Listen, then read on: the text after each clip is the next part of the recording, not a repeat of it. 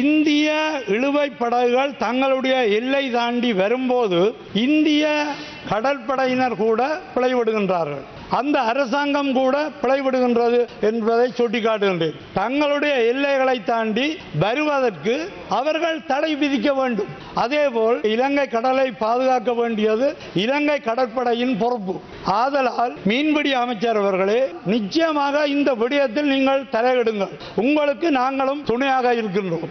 இல்லையோ நிச்சயமாக 4 மாவட்டங்களிலும் அத்தனை பேரும் வீதிக்கு வந்து வீதி சட்டத்தை மதித்து ரோட்டருகிலே இருந்து சமைத்து சாப்பிட வேண்டிய நிலையை நீங்கள் வைக்காதீர்கள். இந்த ஆழ்கடல் மீன்பிடி முறையை அறிமுகப்படுத்தினால் அது ஒரு பிரச்சனையை தீர்ப்பதற்கான வாய்ப்பு இருக்கிறது. ஆகவே நான் அமைச்சரிடம் வேண்டுகோளை விடுக்கிறேன். தமிழ்நாட்டு முதலமைச்சரை சந்திப்பதற்கு ஏற்பாடு செய்யுங்கள். நாங்களும் வருகிறோம். டெல்லியோடு பேசுவதற்கான ஒரு வாய்ப்பை உண்டு பண்ணுங்கள். நாங்கள் வருகிறோம். எங்களுடைய மீனவர்களுடைய பிரச்சனையை நியாயமான கருத்துக்களை நாங்கள் சொல்லி அவர்களே அதன் ஊடாக வருவதற்கான அனுமதியை மறுக்கப்படுகின்ற நிலையிலே அடுத்த திட்டம் அந்த இந்திய மீனவர்களுடைய வருகை எப்படி அமைய வேண்டும் என்பதை எங்களுடைய மீனவர்களே அந்த திட்டத்தை வகுப்பார்கள். ஆகவே இந்த ஆலோசனையை உடனடியாக நீங்கள் செய்ய வேண்டும். இன்றைக்கு இந்திய இளவு படகை வைத்துக் கொண்டு இந்தியாவோடு நாங்கள் முரண்பட வேண்டும் என்ற ஒரு சிந்தனை இப்பொழுது ஏற்படுத்தப்படுகிறது. அதுக்கு ஒரு காலம் நாங்கள் அனுமதிக்க முடியாது. இதிலே சீனாவினுடைய மூக்கு நுழைவு.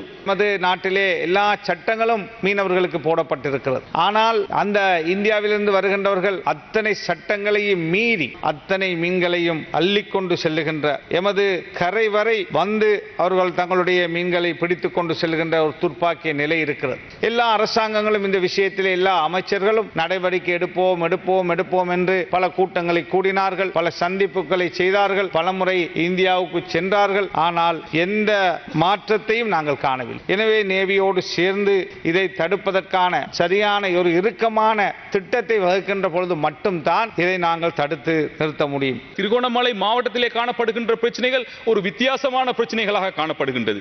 ஆகையால் அதனை தீர்க்க வேண்டும் என்றால் அங்கு அந்த பிரதேசத்துக்கு வருகை தந்து அங்கிருக்கின்ற மீனவர்களுடன் கதைத்து அந்த நிலைப்பாட்டை கருத்தில் கொண்டு அறிந்து அதற்கான தீர்வுகளை கௌரவ அமைச்சர் அவர்கள் மேற்கொள்ள வேண்டும் என்பதை இந்த இடத்திலே நான் கேட்டுக்கொள்கின்றேன். 5.5 inch 1000 மீட்டர் நீளமான அந்த டீப் அந்த வலை முதல்ல 34,000 வித்த ஒரு வலை இன்று 88,000 ரூபீஸ்ல விற்கிறது. இந்த வலையிலே இருக்கின்ற மீன்களை இவர் கடலிலே போடுகின்ற போது வந்து அடிக்கடி மீன்களை அப்படியே மலைகளை வெட்டி களவெடுத்து போகிறார்கள்.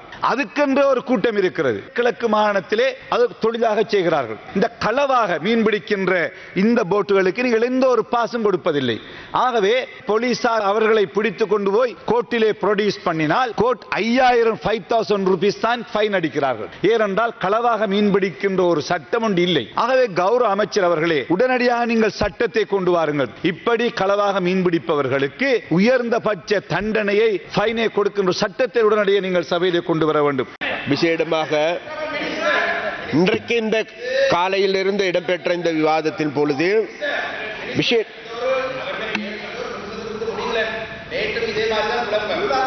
அதாவது உங்களோட குழப்பங்களை கொண்டு உங்களோட மாவட்டத்தில் வச்சுக்கொள்ளுங்க, அவங்களோட வீட்டுக்குள்ள வச்சுக்கொள்ளுங்க, அல்ல உங்களோட வீட்டுக்குள்ள வச்சுக்கொள்ளுங்க.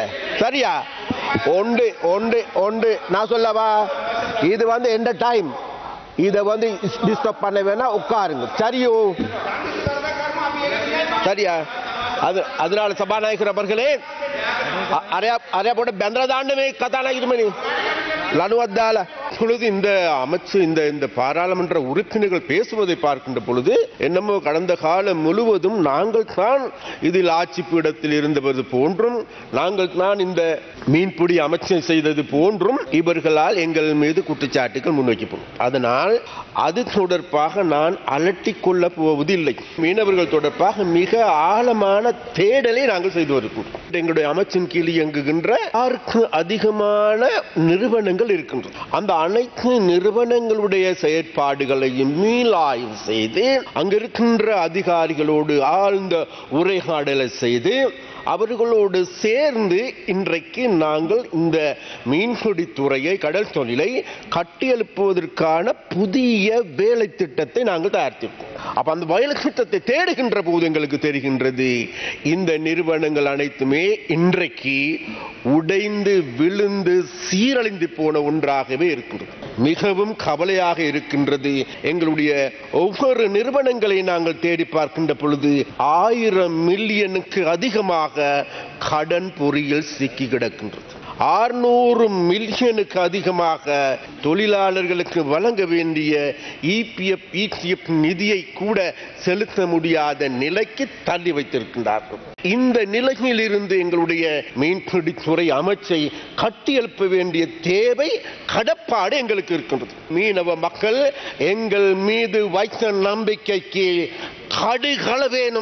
கடுகளவேனும் தீங்கு விளைவிக்க மாட்டோம் என்கின்ற உறுதிமொழியை இந்த பாராளுமன்றத்தில் இருந்து வடக்கில் வாழுகின்ற மீனவர்களுக்கு நாங்கள் சொல்லுகின்றோம். இப்ப இருக்க காலகட்டத்தில் பெருந்தோட்ட நிறுவனங்கள் இந்த நாள் கூலி முறைமையிலிருந்து ஒரு ரெவென்யூ ஷேரிங் முறைமைக்கு மாறுறாங்க. வரவேற்க வேண்டிய விஷயம் தான். ஆனா அதே நேரத்தில் இந்த ரெவென்யூ ஷேரிங் என்கிற ஒரு வார்த்தையை பாவிச்சு மக்களுக்கு கிடைக்க வேண்டிய சமூக பாதுகாப்பு அவங்க வழங்க மாட்டேங்கிறாங்க. ஏன்னா ரெவென்யூ ஷேரிங்னு சொல்லிட்டா உடனே அந்த நபர், தோட்டத்தில் இருக்கிற நபர் தோட்ட தொழிலாளர் இல்ல, அந்த இருந்து மேல கொஞ்சம் ரெவென்யூ மேனேஜர் அப்படின்னு ஒரு பிளாக் மேனேஜர் அப்படின்னு ஒரு லேபிள் ஒன்று ஒட்டுறோம். அந்த லேபிளை ஒட்டின பிற்பாடு மக்கள் கிட்ட சொல்றாங்க, நாங்க உங்களை எங்களோட பார்ட்னர் அளவுக்கு நாங்க வசதி இருக்கோம், உங்களுக்கு இனிமே நாள் கூலி சம்பளம் கிடையாது, ஒரு கிலோக்கு நாங்க 60 ரூபா கொடுப்போம், ஒரு கிலோக்கு 80 ரூபா கொடுப்போம்னு சொல்லிட்டு அவங்களுக்கு கிடைக்க வேண்டிய இபிஎஃப் இடிஎஃப் கொடுக்க மாட்டேங்கிறாங்க. அவங்களுக்கு கிடைக்க வேண்டிய சர்வீஸ் கிராட்டுவிட்டியும் ஒழுங்கான முறையில் போய் சேர மாட்டேங்க. ஆனா உன்னைக்கும் நீங்க எல்லாரும் கொஞ்சம் சிந்திச்சு பாத்தீங்கன்னா, அதே தோட்ட முகாமையாளர் தான் 1 கிலோ டீ 60 ரூபாய்க்கு வாங்குறாரு தோட்ட தொழிலாளர் கிட்ட இருந்து, ரெவென்யூ மேனேஜர் கிட்ட இருந்து.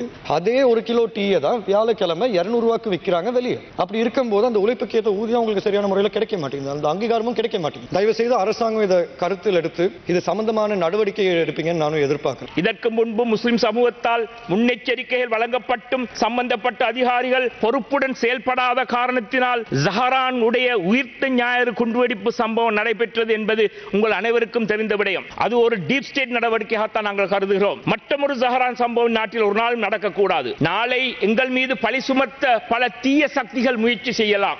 அமைச்சர்களின் கூற்றுக்களை தங்களுக்கு சாதகமாக பயன்படுத்திய இந்த தீய சக்திகள் நிச்சயமாக முயலும். ஆகவேதான் தீவிரவாதத்தை தடுப்பதற்காக நாங்கள் கல்முனை வாழ் முஸ்லிம் மக்கள் எப்பொழுதும் ஒத்துழைப்பை வழங்குவதற்கு தயாராக உள்ளோம் என்று மிக தெளிவாக செய்தியை இங்கே சொல்லி வைக்க விரும்புகின்றேன். இருந்தாலும் அதிகாரப்பூர்வ அறிவித்தல்கள், தேவையற்ற பயம் மற்றும் சந்தேகங்கள் உருவாக்காமல் இருப்பதை உறுதிப்படுத்துவது அரசாங்கத்தின் கடமை. ஆகவே அமைச்சர்களின் கூற்றுக்களை தெளிவுபடுத்தி ஒரு அறிவிப்பு கௌரவ அமைச்சரினால் வழங்கப்பட வேண்டும் என்றும், இது சம்பந்தமாக உரிய புலனாய்வு அறிக்கையின் அடிப்படையில் எடுத்துக்கொண்ட நடவடிக்கை என்னவென்று தெரிந்து கொள்ள விரும்புகின்றேன்.